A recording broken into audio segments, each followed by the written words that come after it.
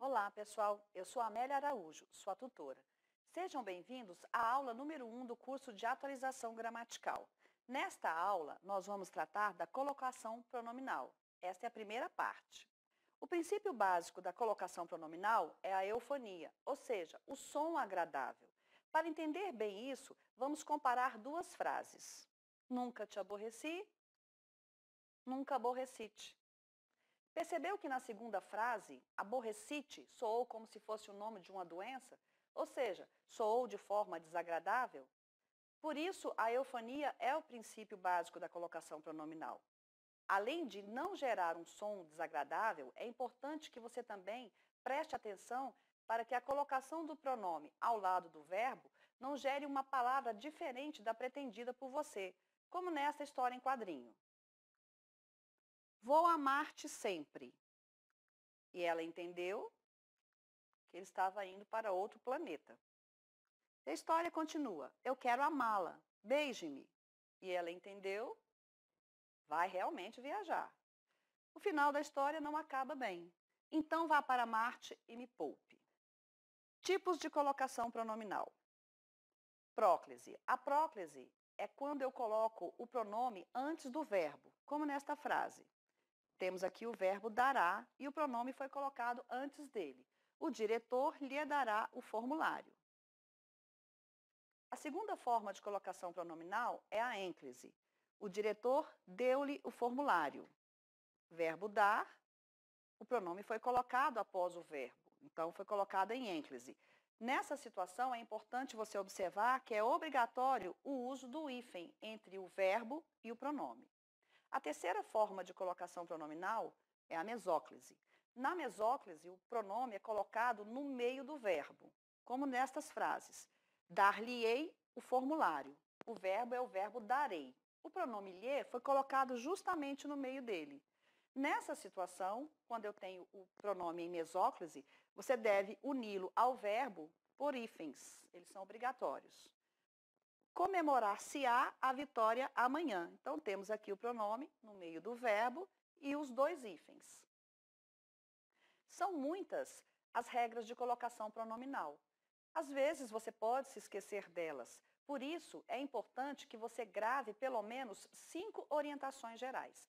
Essas orientações gerais vão ajudá-lo a resolver pelo menos 95% dos casos de colocação pronominal. Vamos conhecê-las? A primeira delas é: não inicie frase com pronome oblíquo. Se mostra possível a instauração de incidente. Temos aqui o verbo mostrar. O pronome foi colocado antes dele, ou seja, o pronome está iniciando a frase. Portanto, essa colocação é proibida. Vamos corrigir? Mostra-se possível a instauração de incidente. Coloquei aqui o pronome em ênclise e corrigi a frase. A segunda orientação é a seguinte: a próclise é sempre correta.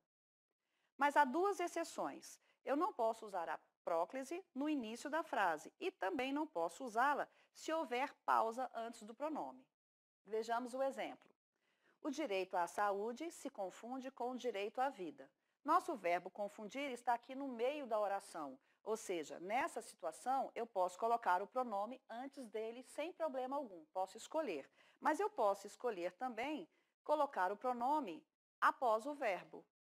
O direito à saúde confunde-se com o direito à vida. Posso escolher entre a próclise ou a ênclise. Não há nenhum impedimento para isso. Vejamos a situação da pausa.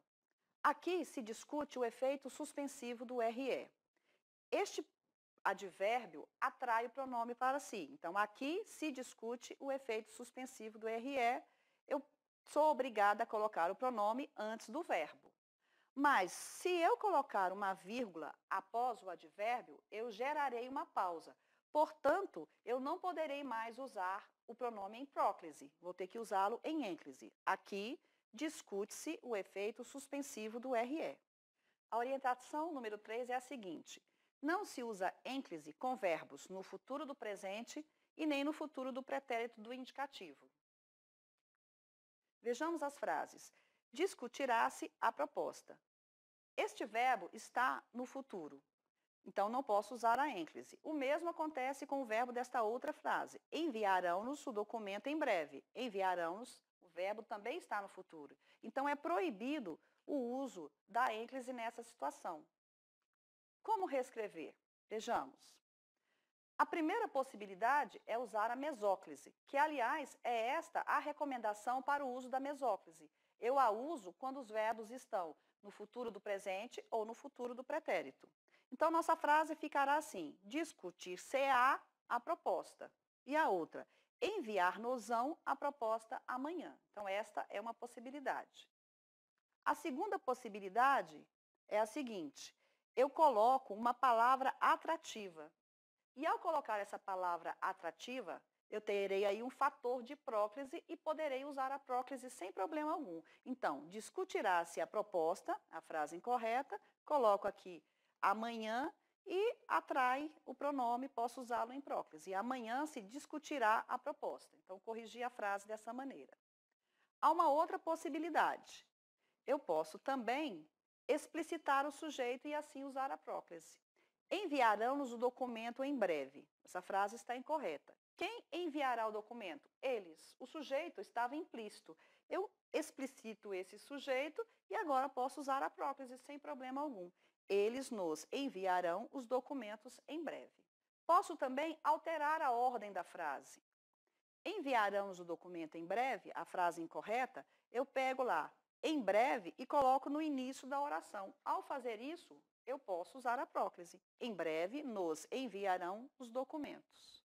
Posso também transformar a voz passiva sintética em voz passiva analítica. Esta frase, discutirá-se a proposta, está na voz passiva sintética. Como ela está incorreta, eu posso transformá-la em voz passiva analítica. Assim, eu elimino o pronome apassivador. A proposta será discutida e a frase ficou correta. Vejamos agora a orientação número 4. Quando houver interrupção ou intercalação, a próclise e a ênclise são corretas. Eu posso escolher qualquer uma das formas. Vejamos. O rapaz, ao contrário do esperado, se arrependeu. O rapaz é o nosso sujeito. Temos aqui o verbo arrependeu. Entre o sujeito e o verbo, eu coloquei uma expressão. Eu interrompi a ordem direta, que é sujeito, verbo e objeto, colocando uma expressão justamente no meio do sujeito e o verbo. Nessa situação, eu vou ter que usar vírgulas para marcar a interrupção. Mas, se eu tiver um pronome, essa vírgula aqui não vai me impedir de usar a ênclise ou a próclise. Qualquer uma delas eu poderei usar. Então, a frase pode ficar assim. O rapaz, ao contrário do esperado, se arrependeu. Ou, o rapaz, ao contrário do esperado, arrependeu-se. Essas duas frases são diferentes dessas aqui. Interrupção não é a mesma coisa que pausa. A pausa, eu tenho uma vírgula, mas o sujeito, o verbo e o sujeito não foram separados. Vejamos aqui.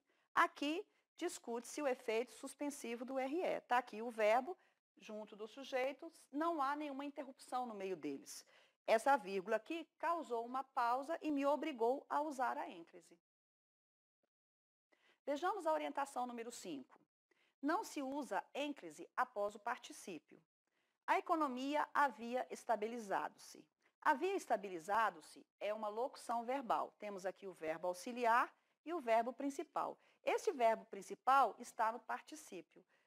Nessa situação, eu não posso usar a ênclise após o particípio. Como corrigir, então? A economia se havia estabilizado. Posso colocar o pronome antes do verbo auxiliar, mas eu posso também colocar o pronome após o verbo auxiliar. O que eu não posso fazer de forma alguma é colocá-lo após o particípio. Bom, pessoal, chegamos ao fim da primeira parte da aula 1. Essa aula continua. Encontro vocês lá.